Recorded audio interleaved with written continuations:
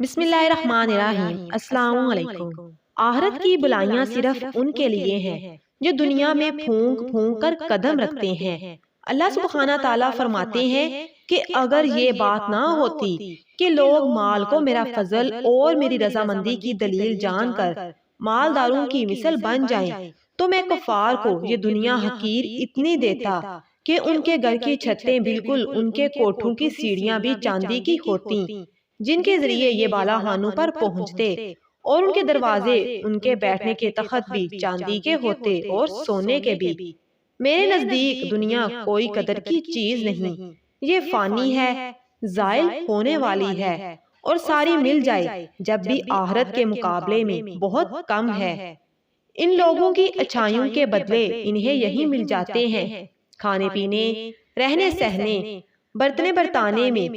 کچھ سہولتیں بہم پہنچ جاتی ہیں۔ آخرت میں تو محض خالی ہاتھ ہوں گے، ایک نیکی باقی نہ ہوگی جو خدا تعالیٰ سے کچھ حاصل کر سکیں، جیسے کہ صحیح حدیث میں وارد ہوا ہے، اور حدیث میں ہے کہ اگر دنیا کی قدر خدا تعالیٰ کے یہاں ایک مچھر کے پر کے برابر بھی ہوتی تو کسی کافر کو یہاں پانی کا ایک گھونٹ بھی نہ پلاتا۔ پھر فرمایا آخرت کی بلائیاں صرف ان کے لیے ہیں جو دنیا میں پھونک پھونک کر قدم رکھتے ہیں، ڈر ڈر کر زندگی گزارتے رہے۔ وہاں رب تعالیٰ کی خاص نعمتیں اور محسوس رحمتیں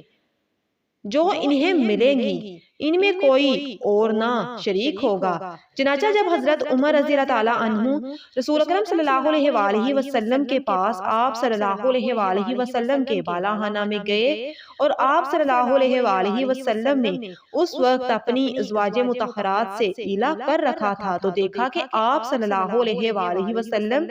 ایک چٹائی کے ٹکڑے پر لیٹے ہوئے ہیں جس کے نشان آپ صلی اللہ علیہ وآلہ وسلم کے جسم مبارک پر نمایاں ہیں، تو رو دیے اور کہا یا رسول اللہ صلی اللہ علیہ وآلہ وسلم، کیسر و کسرہ کس آن بان اور کس شان و شوکت سے زندگی گزار رہی ہیں، اور آپ خدا تعالیٰ کے برگزیدہ پیارے رسول ہو کر کس حال میں ہیں۔ حضور صلی اللہ علیہ وآلہ وسلم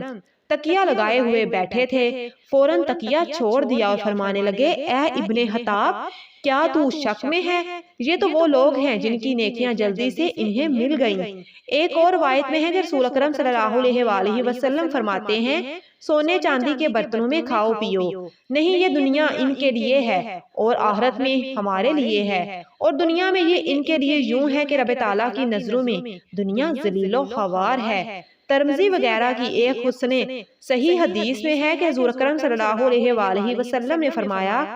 اگر دنیا اللہ تعالیٰ کے نزدیک مچھر کے پر کے برابر بھی وقت رکھتی تو کسی کافر کو اللہ تعالیٰ ایک گھونٹ نہ پلاتا۔ مزید ایسی ویڈیوز کے لیے چینل میرا اسلامک ٹی وی کو لازمی سبسکرائب کریں، ویڈیو کو لائک کریں، شیئر کریں۔